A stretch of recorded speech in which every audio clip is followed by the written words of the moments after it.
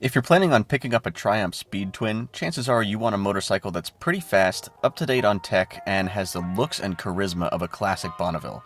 In those regards, the Speed Twin delivers in spades. But you knew that already. And I'm guessing you already know the specs as well. Over the next 6 minutes, I'll break down all the other details about the Speed Twin that you might want to know before you ride yours home. We'll start from the front and go backwards.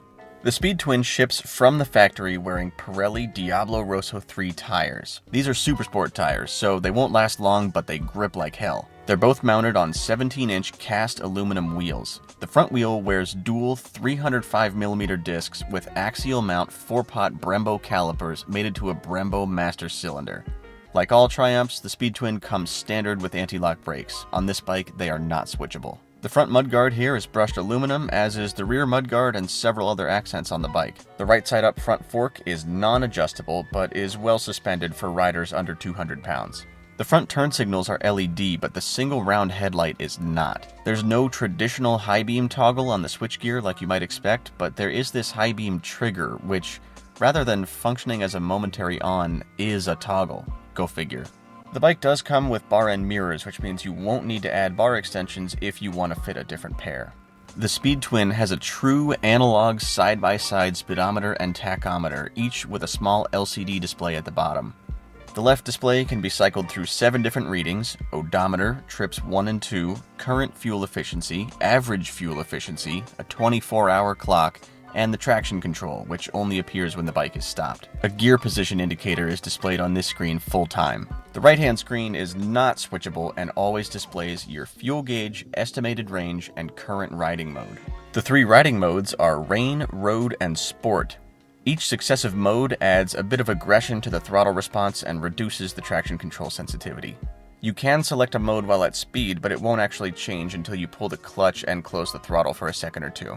Traction control can be toggled on and off regardless of what riding mode you're in. The Speed Twin does not feature cornering ABS or any sort of IMU. The fork lock doesn't work like the ones on most other bikes. Rather than pushing down on the key while turning it to the left, you push and release it and then turn it. Once it's in the locked position, you can turn it one more notch to activate just the tail lights and no other electronics. The keys are RFID coded for your individual bike's immobilizer. Your Triumph dealer will give you a 4-digit code that you can use to order copies of your key from Triumph if you so desire. The fuel tank is hand-painted and even signed by the painter.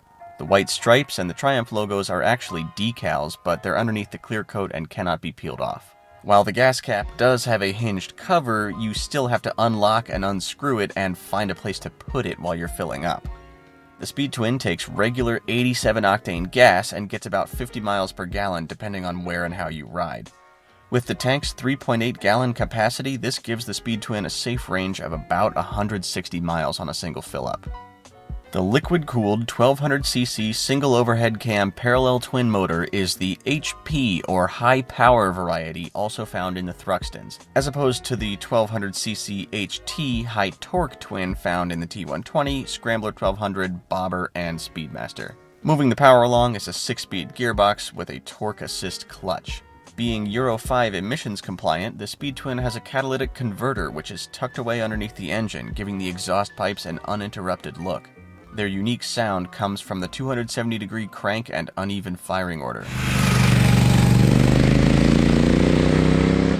The Speed Twin wears solid metal foot pegs that are a bit further back than the rubber-coated pegs on a Street Twin, but not as crouched as the rear sets on a Thruxton.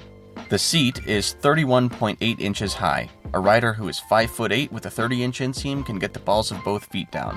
A rider with a 32-inch inseam could almost certainly flat-foot it. Underneath the seat, there's no real storage to speak of. The underside of the seat itself has a couple of hidden loops that could be used for securing helmets or as lashing points for a cargo net.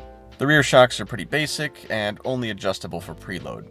Inside one of the side covers, Triumph supplies what they claim is a shock adjustment tool. Good luck with that. The rear brake is a 2-pot Nissin caliper on a 220mm floating disc. The brake is mounted to the left-hand side of the rear wheel. This means that the chain and sprocket are on the right and may drip grease onto the sidewall of your rear tire if you do your chain maintenance on the side stand instead of a paddock stand. There's no center stand available from Triumph for this bike at this time. Finishing out the rear end are these combination LED tail lights, brake lights, and turn signals, flanking a beautiful debossed Triumph emblem on this aluminum filler plate in the center. Interestingly, the European spec Speed Twins have an entirely different rear light setup, with a combination tail light and brake light in the center and smaller dedicated turn signals to either side. The Euro spec bikes also have smaller front turn signals to match the ones in the rear. According to the owner's handbook, the Speed Twin doesn't need to have its valves inspected until the 20,000 mile mark.